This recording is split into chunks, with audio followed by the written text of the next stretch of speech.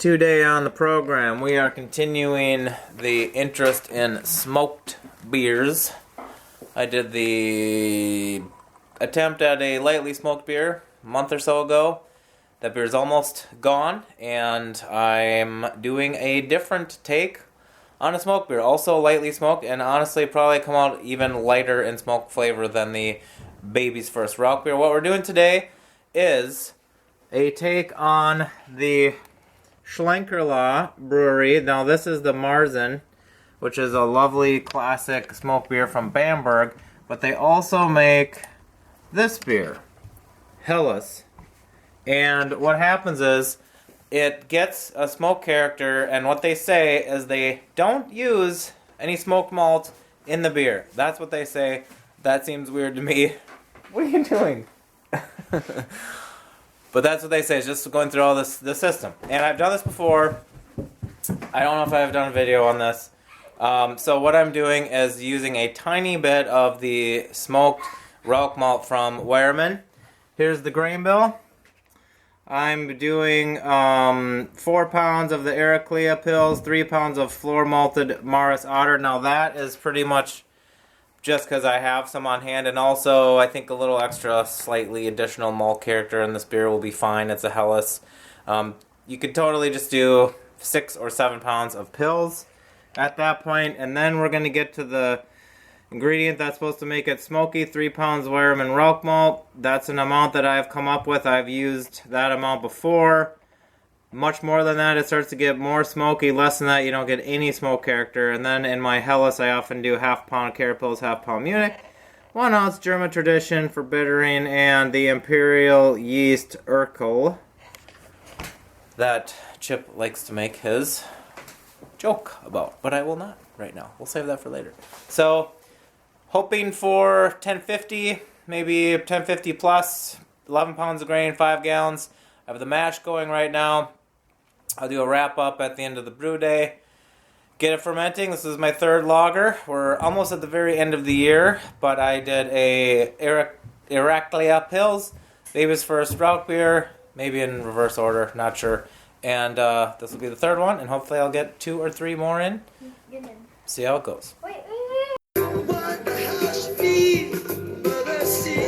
Hey guys, I just gotta put a quick shout out to this Dennis Wilson solo record I asked for Christmas. I got it. Check this out. Oh, I can't do this whole dropping the record, but oh, there goes the record. Look at that fold out, man. Anyway, this record is fantastic. Give it a listen. Pacific Ocean Blues. Speaking of fantastic, the first wort is coming on in. It was 15 bricks for the first runnings. Keep at it. So it's going to be 10:52 or 3 or so. I will get an exact reading if I am able, but that's about what I was hoping for. And we've got 5 gallons. It's a nice and chilly 54, 56 degrees. It's not fermenting yet, but it will be hopefully soon. I had a nice big yeast starter of the Imperial Yeast Urkel. And so far so good. So, see how it goes. Shit that fills in us being like, it tastes like a mild right now. And you're like, oh, this is where it started from. That's the origin story, dude. Welcome to the circus. We have a motley crew of people. Welcome. Thanks for coming over. Cheers. Thanks for having me. Brian, Dawson, and Chip. Motley Brew. So, this beer was made 1.5 months ago. It got down to 1.007. I did call the original gravity 1053. And the question I would like to... Well, the first question is how does it taste? It has 3 pounds of the smoke malt. Do you get any of the smoke character? That's a little more than 33% of the or a little less than 33% of the grain bill, because I think it was 11 pounds total. Definitely. Mm-hmm. On nose and mouth. I think it has a stronger flavor Yeah. than aroma. Okay, sure. But it's present at a pleasant, subtle level. It's not overpowering, and it's not the only note that you get out of the beer. Do you think that you get sort of a bitterness from the smoke flavor?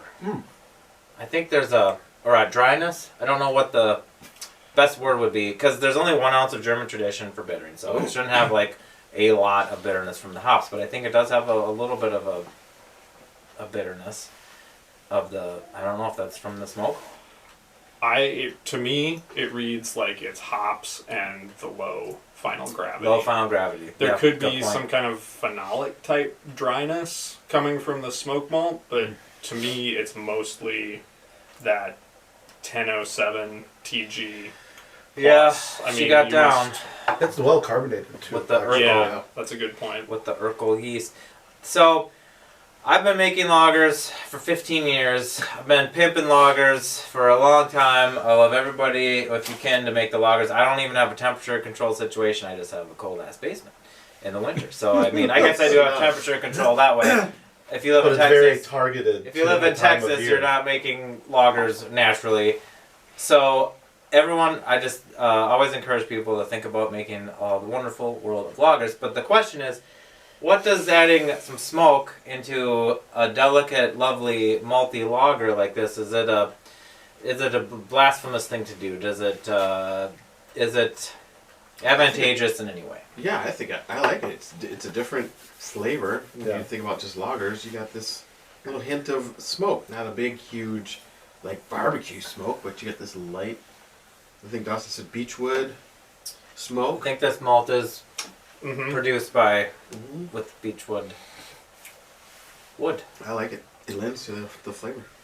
If you like farmhouse ales, this is the type of lager that you would like, because I think that smokiness has kind of an earthy quality to it that kind of reminds me of a Saison. Boom. It's interesting. You can put a little bit of smoke malt if you don't like a full-on, super strong route beer type of a thing. You can put a little bit of smoked malt in a lot of different styles. Just last night, I had a black smoked IPA at this local brewery. Never had heard of such a thing. Of course, you've had a black IPA, and you've had a smoked, black ales that are smoked, and that was, I thought it worked okay. The smoke was pretty light, but you can smoke, you can put a little bit of smoke malt in a lot of styles. I'm sure there's some styles that wouldn't, benefit from it, but Mead.